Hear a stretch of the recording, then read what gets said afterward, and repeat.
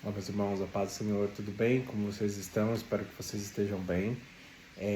Agora, nos próximos vídeos, pelo menos nos próximos três, eu vou falar sobre um tema muito conhecido, mas que para mim é um tema importante, que é a religiosidade, né? A gente tem ouvido falar com bastante contundência nesses últimos tempos sobre esse tema, e não só hoje, mas da história da igreja é um tema muito relevante. Mas hoje eu quero aplicar a religiosidade sobre a nossa vida, né? Porque a gente olha a religiosidade, a gente olha sempre as organizações e nunca a própria vida. E a religiosidade, ela não se esconde em instituições, ela se esconde no homem, no pecado do homem. Por isso, eu quero trazer a religiosidade como um pecado que deve ser investigado diariamente na nossa vida. Nós podemos acordar crentes, fiéis, com fé na justificação e de repente em uma ação ou outra ali deixar esse veneno se espalhar na nossa vida. Então é preciso esse exame periódico para que a religiosidade não mate a nossa fé de maneira silenciosa. O problema da religiosidade no Brasil é que ela foi definida, né, como usos e costumes. Então, quando nós falamos de religiosidade, automaticamente você lembra daquela mulher de coque ou daquele irmão de terno que não pode ter barba, ou a mulher que não pode raspar a perna, enfim.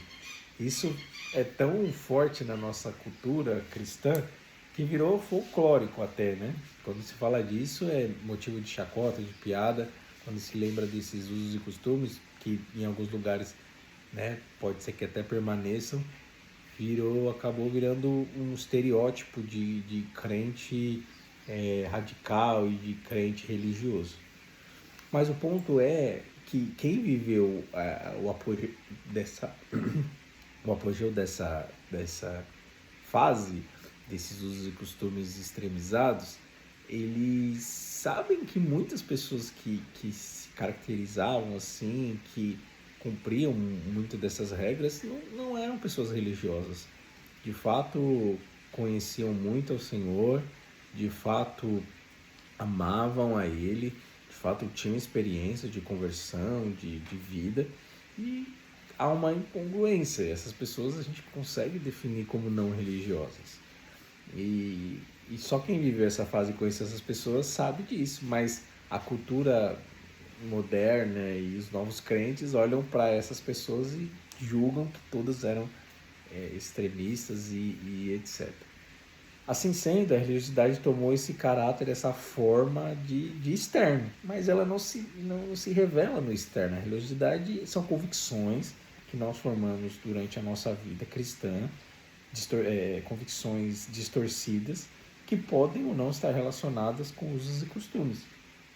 O ponto da religiosidade não é como eu me visto, ou como eu falo, ou o lugar que eu frequento, ou como eu vou pro culto, ou se eu canto vindo da harpa ou não no culto, mas se as minhas convicções, se a minha fé está baseada naquilo que as escrituras dizem. Então, isso modifica completamente o conceito que nós temos de religioso, porque alguém vestido de terno, uma mulher de coque, com a Bíblia debaixo do braço, pode ser uma pessoa não religiosa. E a pessoa ali moderna, toda descolada e tudo mais, e aquele culto cheio de fumaça e tudo mais, pode esconder muitas pessoas que são verdadeiramente religiosas.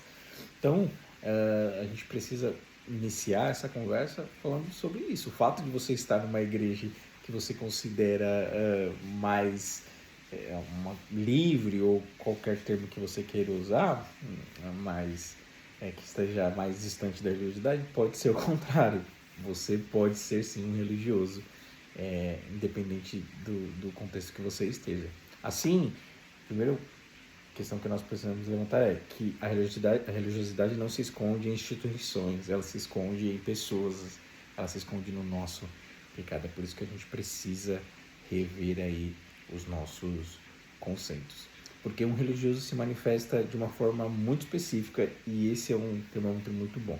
Quando você começa a querer que as outras pessoas se enquadrem naquilo que você considera correto. né? Então, se você vai conversar com alguém aqui, tá tudo bem, ela gosta de ir para a igreja, ela gosta de usar coque, ela gosta de, né, de estar nesse contexto mais tradicional, você quer pôr na cabeça dela que aquilo não precise, que aquilo, né? Então você está sendo religioso porque você quer que ela se encaixe nos seus moldes. E o inverso também é verdadeiro. Uma pessoa é agradável ir de terno, uma pessoa não quer usar barba, uma pessoa quer ser mais conservadora em alguns sentidos, ela quer que a outra também se enquadre naquilo que é prazeroso para ela, né? O que a gente confunde às vezes é gosto pessoal com santidade, com vida com Deus, né? Então, se o parâmetro não está nas escrituras, é um costume, né? E se esse costume não vai contra as leis de Deus, glória a Deus. Só que também ela não pode ser ampliada aí para outras pessoas, né? Então, esse é o primeiro ponto da religiosidade que a gente precisa tomar cuidado e observar que a religiosidade né, não está no nosso conceito moderno, mas nas nossas convicções. É algo interno, é algo que a gente vai formando ao longo da vida. Por isso, a primeira injeção, né, o primeiro medicamento que a gente precisa tomar contra a religiosidade é as escrituras.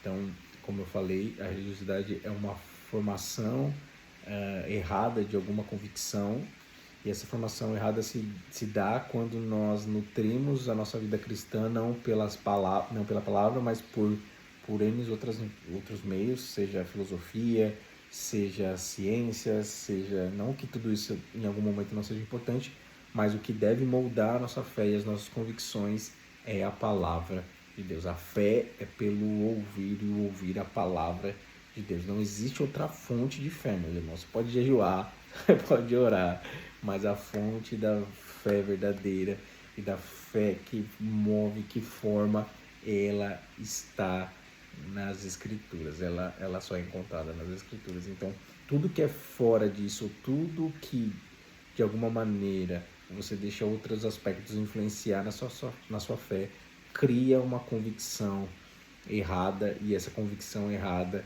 gera uma vida errada, gera uma vida de engano. E também esse é um ponto importante de ressaltar. A vida religiosa é uma vida de engano. Então, o religioso, muitas vezes, não é um corrupto. Ele é um doente que não sabe que está doente. E é por isso que é um perigo a religiosidade, porque ela vai levar muita gente ao inferno achando que está indo para o céu. Né? Ela é a doença do engano. Leva muitas pessoas ao inferno achando que estão indo para o céu. Mas, a partir desse vídeo e dos demais que eu vou colocar aqui, espero que vocês criem um hábito, como eu tenho, de rever as minhas atitudes, as minhas motivações e as minhas convicções, para ver se eu estou sendo religioso ou não, dentro da minha casa, no meu trabalho, na minha comunidade, enfim, na minha igreja, se de alguma forma eu estou excedendo ali os limites da fé e agindo como os fariseus que a gente tanto julga hoje, né?